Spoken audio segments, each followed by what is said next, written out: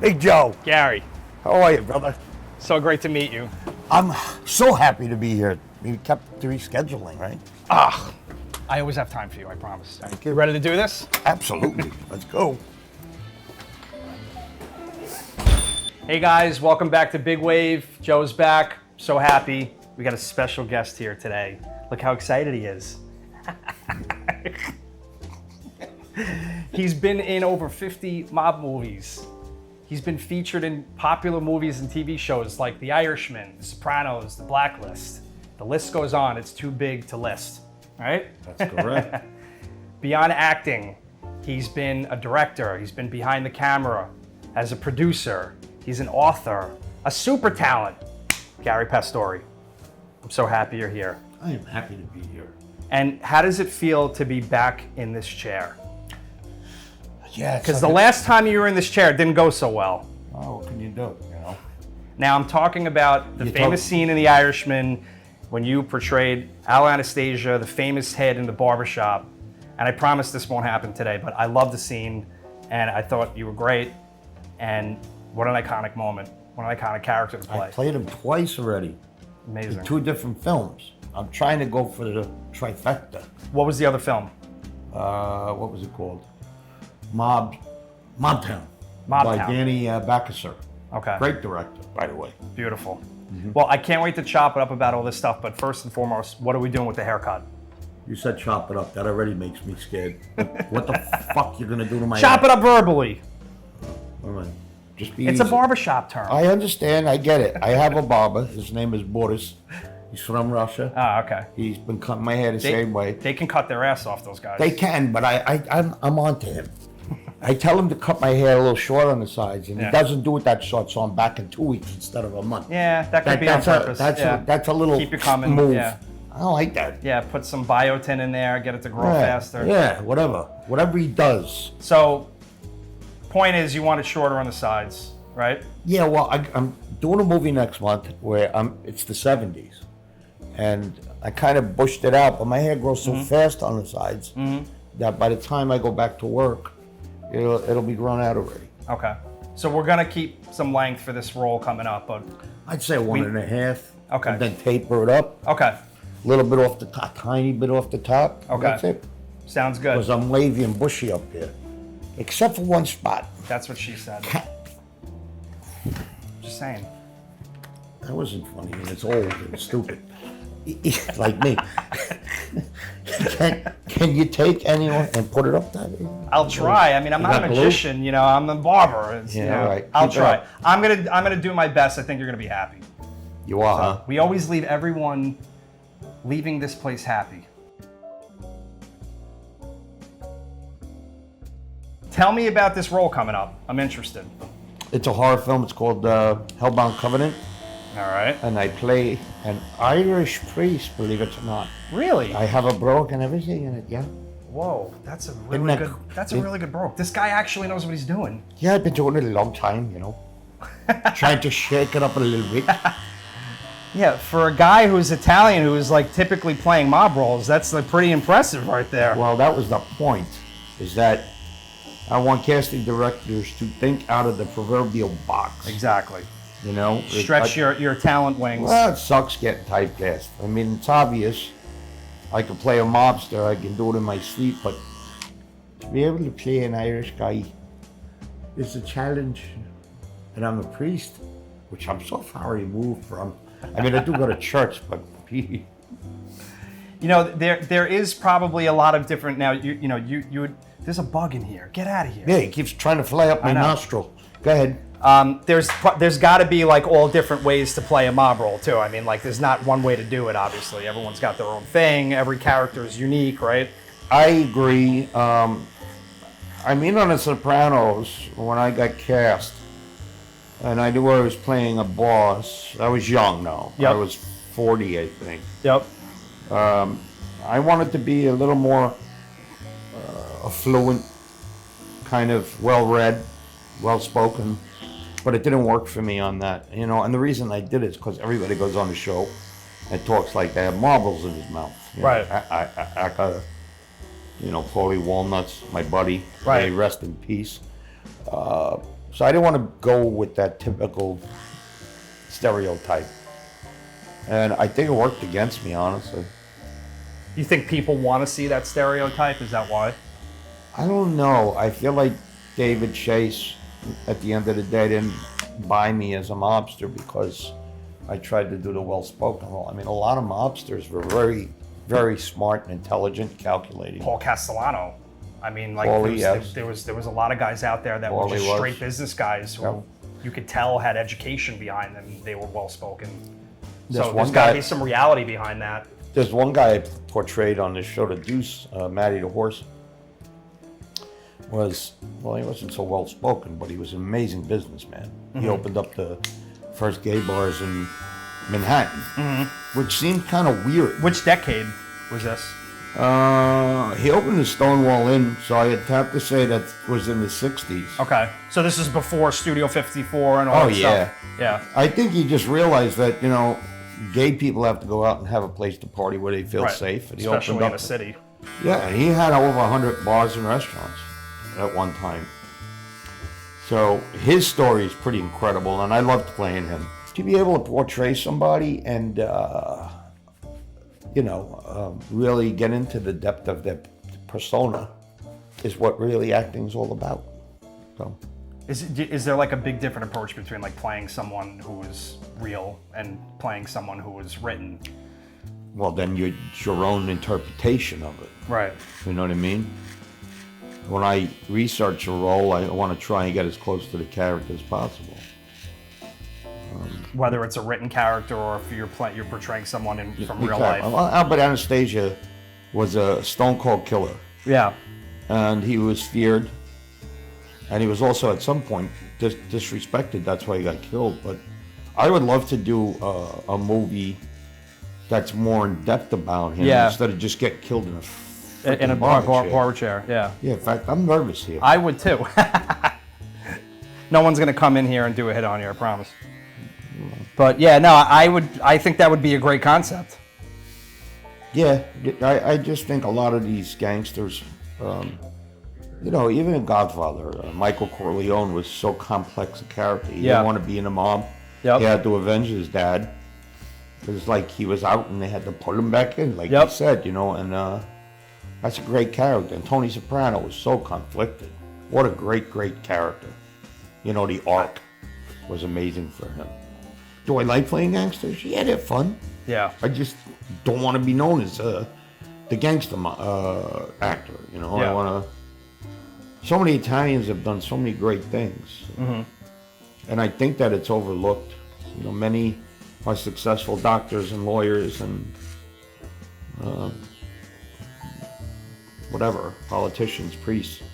And to be able to accept that in society as what's needed, because Italians get a bad rap. Do you want to talk about stereotypes? Holy crap.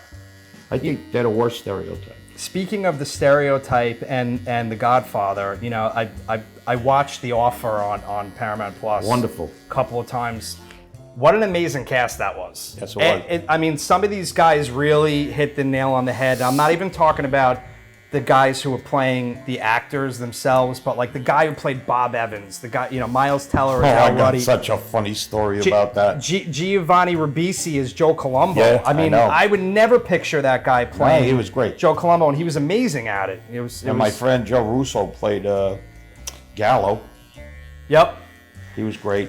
Lou Ferrigno was the Luca Brasi actor, and when I had Lou Martini here, I got into conversation about his dad being the character actor in the 60s. He was in movies with the Queen. Supposed to be Luca.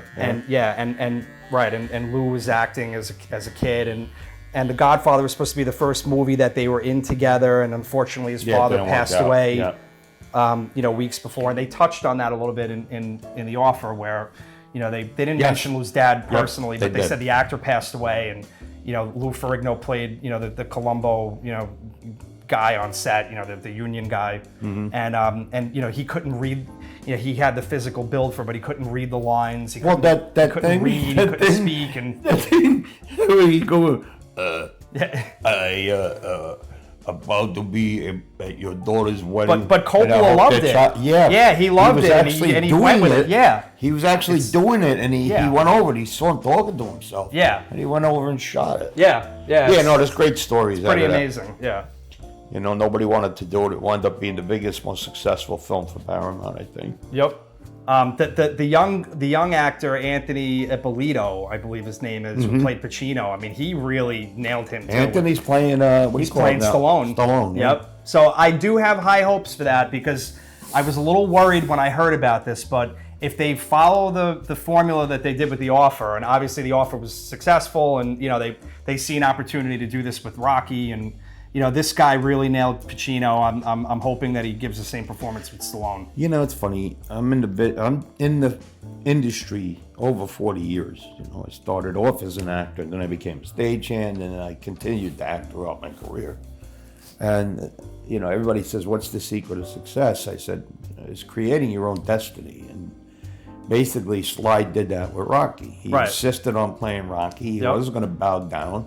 And he had a lot of money thrown at him for a screenplay for a guy who was but literally broke. But I get it. Yeah. You know, I'm passionate about the screenplays I wrote. Yeah. And about the characters I created for me. I haven't done any of them yet, and I want to. It's just such a tough business, brother. Yep. You know, I feel bad for the new generation getting into it. It's they have no idea.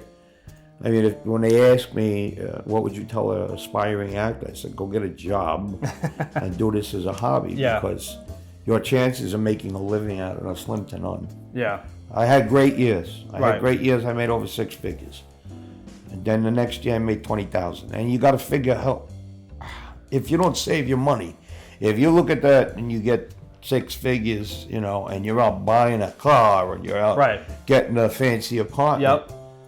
You got to stocking it away. You got to look into your future. Okay, this could end very soon. Yep. And it does. Yeah. You know, it does. So. And that's with anything too. You know, you could have a good year and you could have a bad year, and you know, you got to plan for those things. You know? I call it illusions of grandeur. You know, it's like you have these illusions that you're going to be rich and famous. That is the single worst thing to get into the business. Right. Is to think that you're going to be rich and famous. Right. Because it's got to be about the passion. Yeah. Oh, I can't stand it. Yeah. Like, you know, can I tell you something? With all the crap I deal with on a daily basis, between the envy from other actors and the competition and the politics, everything, I would quit tomorrow. I really would, because I've had it.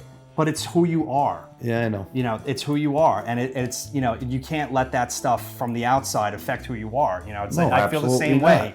You know, it's like there's always going to be people hating on you. You know, especially when you're here. You know, and they're here, and it doesn't matter what industry, especially the entertainment industry. One thing I am not is arrogant, and I'm not cocky. I'm very down to earth. I'm more blue collar than most guys. And I can't stand that air of assholiness that a lot of actors get, because I'm so not like that. You know, I don't do the Hollywood thing. I'm so humble, it's not funny. But that's why you've played all these different roles, and that you've been involved in all these different projects, like, you know, as an actor, as a producer, as a director. I know that, and I wanted to touch on this too. You wrote a book, a memoir book, you know. Yeah, I went through a very bad time after 9/11. I had PTSD. I'm not going to get into it, but I lost a bunch of friends. And a lot of us have. And saw so much that I didn't want to see. And it took me a long time to get out of that hole. I went down a spiral. Yeah, it was a very depressing time. It really was. I lost a very good family friend. My sister's in-laws are the Siller family. I don't know if you're familiar with them, but Stephen Siller was the fireman that ran through the tunnels. It was my Tunnel to Towers. Yes. My sister's husband's cousin was that fireman, Stephen Siller. And I mean, a guy was a fucking warrior, like what he did. You know, he wasn't even working that day. Yeah, well, he's now he's a hero. I don't think that dying is worth being a hero. No, and I don't think he really knew that he was. People have forgotten already. Look what they're doing in New York City. I'm not going to say a word, but Yeah. I'm disgusted for New York City after what happened 20-something years ago. Yeah. It's an outrage. Again, I got to keep my mouth shut. I'm not allowed to speak the way I want to speak. I'm supposed to sit on my hands and go like this, but I have no filter. This is very unique, by the way. I think so. Doing this, yeah. Well, because, barbering, you've had your share of haircuts, you've sat with barbers. It becomes a personal thing. Like for me, with my clients, I've gotten to know people on a personal level that I've been cutting for a long time. I started cutting people when they were children, and now they're grown adults because I've been doing this 20 years. I've had kids that have been in my chair 10 years old, now they're 30, and they're giving me stock tips. Well, you know what I mean? It's like... Tony Rossi, I used to go to, he's a buddy of mine. But every time I went into the city, I got one of his haircuts. It was a $200 a day, which is a lot. Yeah. Especially as I got older and I had kids and shit. Yeah. Who are always in my pocket. Yep. I had them turn it into a $200 haircut to a $20 haircut. Yeah, I was telling Mike Marino because he was asking the difference. Who's that? Your buddy. That guy thinks he's funny. The comedian? Yeah, he's my buddy. In fact, we drove down here together today. That's true. He's always entertaining. I'm not sure how these are going to be syndicated, but Mike and Gary were filmed on the same day today. As you can tell, I'm wearing the same outfit. Imagine that. But he was asking about, the difference between hairstylists and barbers, and I was kind of giving a little bit of a background. Yeah, I mean, back in the day, you went to a hairstylist. Yeah. Especially when I was in my 20s. Yep. I wanted to go to a salon. Then I wound up dating a hairdresser, which was kind of great because my haircuts became free. And then after we broke up, then I went to Tony Ray Rossi. His father was a famous barber, Tony Senior. Yep. And they had the Rossi Salon on 57th Street, and I think it was right near Carnegie Hall. So you can imagine the real estate that of course there. When you're young, you worry about every hair being in place. And then as I got older, especially getting older and getting married. And I think it came down to the styles. Like the 70s and 80s just were, people started growing their hair out more. It's like, and you think about these old school old man barbers. They don't want to deal with that shit. They want to start. They've been cutting a certain way for a long time. It's a 2 on the side, a flat top, a 2 on the side. That in and out, unless you wanted to shave. Did you ever see the dildo cut? They put a scissors in a dildo. Yeah, you never saw that? Yeah. Come by me with one of those, you see what happens. You get beat to death. You read it in the paper the next day. Man dies by dildo. What's so funny? Don't worry, I'm not going to do that to you. I'm just giving you a fair warning. That's all. I promise. Go get the dildo. No, I'm just kidding. No novelties. Thank you. Gary, I'm very old school when it comes to barbering. Like I said, my favorite haircut is like a 1 on the side and a flat top. I could do those all day. I love doing the very sharp angular things. You should try and get into doing it on films. Maybe I'll bring you in as a barber. All right. I know my ex keeps asking me, in the movie you cut your hair. I said, I don't know.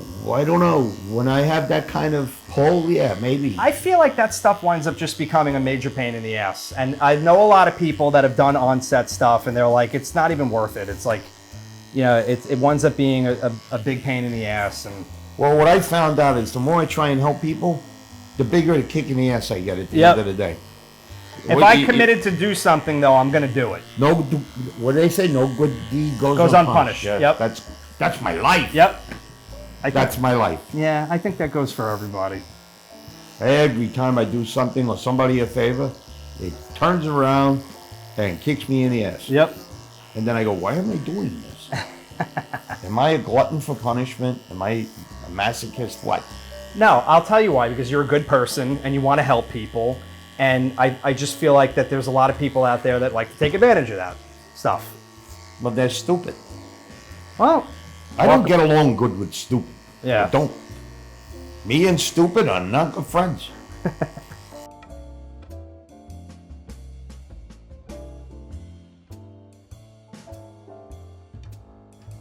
Oh, I also, wanted to mention, I'm sure a lot of people are already aware of this, but for those who are not, the talent runs in the family, right? Yeah. So, Vinny Pastore is your cousin, Yes. and, he's also done a lot of notable things, and you guys have also done a lot of work together, correct? We have, and the funny thing is I started before him. Vinny owned a bar called Crazy Horse in New Rochelle. And I think Matt Dillon was one of his pretty steady customers. And Matt had told him, Vinny, you're pretty funny and likable. You'll first get into business. And Matt hooked him up. And the first movie out of the gate that he did was with Annabella Shore. He played her father. I forgot the name of the movie. It was a good movie. But, Vinny started out the gate. Right. With roles. Then he did Jerky Boys. Yep. Then he did Gotti. And I think that's what really solidified his stance where he is. I'm not jealous of him. I love him. But I try and keep our careers separate. Right. I never asked Vinny ever to get me on a job. Yeah. Ever. I don't ask anybody. That's just not my thing. I won't do it. Did it cost me work? Probably. But I don't want to be that guy. Yeah. No, I understand. I just don't want to be. Yeah, you want to make your own way. I could have pulled a million cards to do certain things that I like when it's time and I feel it's appropriate, I might, but when I feel it's not, I don't, and so many people are that you way. wait it out, you bide your time, and things will happen. It might take longer, but it'll happen. Unless they, I don't like you, which I don't like you anyway. So we're thanks. good. So All right, so we don't have to worry about it. Yeah, I won't even ask then. Just a friendly reminder, I am in charge of your look here. Take it easy because after my look, you're gonna get flattened. Everybody forgets. I always find that funny that a lot of people don't know my background. I'm kind of martial arts, Stunt work, crazy fight, and don't give a fuck. And people try to provoke, and I always tell them, do me a favor, don't provoke me because it's not going to end well. It's not. And I don't want to go to jail. And I don't want to pay a lawsuit. You go away. Well, with all the experience that you've had too, I'm glad that you kind of gave some insight as far as what younger actors, aspiring actors, I always have to try kind to of help be, them. wary about and conscious of, if they're thinking about going into a career. The business went like this. Yeah. From COVID, it's this. Yeah. It's a microcosm of what it was. So there's all that competition to begin with, right? We hire. Now you got A-list actors that are coming on doing guest starring roles on series. Yeah. So they're going to knock you out of the box right away. Why do you think that is? Do you think it's because of companies like Netflix and Amazon just cornering the market? Yeah, the streaming network hurts it. I mean, the only big things that go in the movies are these Marvel shows or talking animals. Right. Cartoons. So the theater is pretty much non-existent. Right. So when you see a guy like Adam Sandler who's just signing these exclusive deals with Netflix and pumping out movie after movie. Thank God for Adam because he got me in one of his movies. Yeah. But I'm saying, it's smart business on his part, the fact that he's able to do his own thing and make the bank he's making is he's on tour right now and big. He's selling out Madison Square Garden type venues, Yeah. to see his show. He's very talented. I got to tell you something. Personally, I love the guy. He's amazing. I love the fact that he embraced his age now on his special that he did. Where he is the sweetest, most giving, caring performer I know. I was watching some of Last Call that you were in with on Showtime, and you did some scenes with Jeremy Piven. He played such an iconic role in Entourage. Yeah, he did. And the funny thing with that is, I'll tell you what happened. The first day, I'm on set. I'm sitting out in the backyard of the bar, which was the Last Call bar. And Jeremy's there, and I didn't even look up and didn't bother him. The next day, same thing. I went out back. I had a salad and something else. Yep. I'm sitting there by myself, and I hear, "Hey, you mind if I join you?" And I recognized the voice. Yep. I looked up, and it's Jeremy. I said, "No, not at all." I said, he goes, "I saw you out here yesterday." I said, "Yeah," and I didn't want to bother you, bro. I said, "I kind of remain in my own realm, and I don't want to jump into yours because I don't know where you're at." And he goes, "That's why I'm here today." He goes, "I really appreciate that." Yeah. I said, "Yeah, I'm sure you get a lot of annoying people." And he goes, "Oh, you have no idea." So we got on really great. And then we did a couple scenes, and then I was supposed to be done. But he asked the producer and director to add more scenes with us. And we went down to Philadelphia, and we shot, I don't know, probably 3-4 more scenes down in Philly. Yeah. And that's all because of Jeremy. So thank you, Jeremy. Yeah. So he's really a cool guy. He got a bad rap. Yeah. Like a lot of actors do, because people are opportunists. Yeah. But I'd love to I think work that's with him past again. now. Yeah. No, I'd love to work Yeah. with him again. Yeah, I mean that role in whether you like Entourage as a show or not, but I mean he really created something special. No, believe you Ari me, character. I was a fan of the show, and I sat with him and I asked him about a couple of things that he said. Yeah. And then he said, "Was that yours?" He goes, "Oh yeah." There was one line that it floored me. It was so out there and so arrogant, but really funny, and it stuck with me. Like the lines between him and Lloyd together. That, and when he said something to his wife who was on the exercise bike. I'll tell you after we shoot, because I'm probably not proper. But I asked him about it. He goes, yeah, that was me. I was like, fucking brilliant, bro. So did he actually ad lib a lot of this stuff? And HBO is very, very, very, very strict about adding or Yeah, taking especially on The Sopranos. A lot of the guys that I've talked to have said that David they Chase wouldn't was let you change not, a line. Yeah. Obviously, on this show, I think Mark Wahlberg was one of the producers. Yep. So Mark On Entourage. Yeah. What was loosely based off of his coming up in Hollywood. Yeah, but Mark's probably a lot looser in that respect, because Right. he's another giving, caring guy. Right. Another generous performer who tries to give back. And he knew what he had there. He had gold. Yeah. Or he had Ari Gold. Now, All right, so what are you doing? I'm just fine-tuning a few things here. I wanted to keep it tight around here like you wanted, but I wanted to keep the flow on top. So it's a lot of texturizing. I also I have to be sparing with the clippers and things like that, because it makes a lot of noise. You think you're... So I'm doing things the old school way, the manual way. Yeah, you think you're Picasso too, I think. Try to Picasso my head. What? Do you want me to... What do you think? You want me to just give you a 1, 2, 3 and that's No, it? you think you're going to win an award or what? Maybe. Oh boy. How do I always get myself in these situations? Tell me, please. I'm going to ask my therapist tomorrow. I promise you're going to be happy. Don't worry. Yeah, okay. I haven't seen it yet. You have me facing away from the mirror Yeah. for some odd reason. I don't even know what So you that's don't break about. my balls while I'm working. Oh, is that how it goes? Okay. Can I trim your eyebrows? Is that okay? No, wait a minute. What are you doing with my eyebrows? No, I don't think that's a good idea. Yes, it is.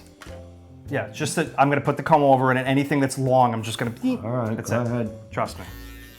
Don't make me look like I went to the... I'm not gonna shape them. I promise. That's it. Okay. You don't need long hairs hanging out of your eyebrow. No, at all. All right, so I'm going to put some very, very light hold product in here. Since it's longer, you don't really need anything. I tell you what I'm going to do as a test. I'm going to go next door with Mike and have a beer and see if chicks hit on me. Yeah. If they don't, then If they don't, then you can come back and beat the shit out of me. Yep. Yeah. I think I'm going to do that. Well, I did exactly what you asked me to do. You wanted to keep it long on top. You wanted it to be tapered. Do I have to leave you a tip? No. Sure. Yeah, maybe I'll give you a tip. give. Don't bet on the horses. Yeah. I appreciate you having me on your show. I appreciate you Very coming interesting. on, man. Yeah. When are you going to air? Well, season 1 is complete, and we're in the post-production phase, according to my producer, Tony Hansen, who you know. Yes, I love Tony. You're going to have to come on our show, Breaking Balls with Johnny I T, plan on it, and I'm looking forward to it. because we're going to break your balls. Can I break Johnny's balls, though? Absolutely. Please do it. Please. All right, this is also the best part. I have to go off camera for a second, but I promise I'm not going to come back in my underwear or anything. Thank God.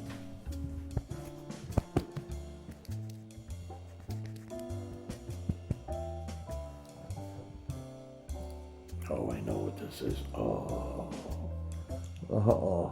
That's the reaction we're looking for. Yes, Prince. Yes. Oh, thank you for making Now me look down feel, a little bit. Look Thank you down. for making me feel real again. You want me to grab another towel? Or No, I'm good. what's going on? I'm good. It's amazing. Not like a warm towel. It really is. It's the simple things, right? All right, you ready to see the result? I am. All right. I mean, I've been here for an hour already. Holy shit, look at me. Wow.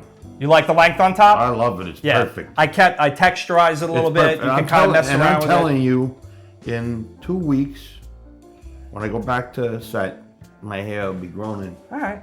So you want to bring me back in? I'll fix you up. Sure. Whatever you want to do. Voila. All right. My brother, Thank you so much for coming on, Gary. what a pleasure. I love talking to you, man. Same Thank here. You, thank you so much for coming on. I do really appreciate You're it. a Thank funny you. guy. Ah, you're a funny guy. What, am I a clown? Am I here to kind amuse you? Yeah, Is that you it? are. You have. Actually. Guys, thank you so much for tuning in. Gary Pastore, Joe Martin, BigWave Barbershop. See you next time.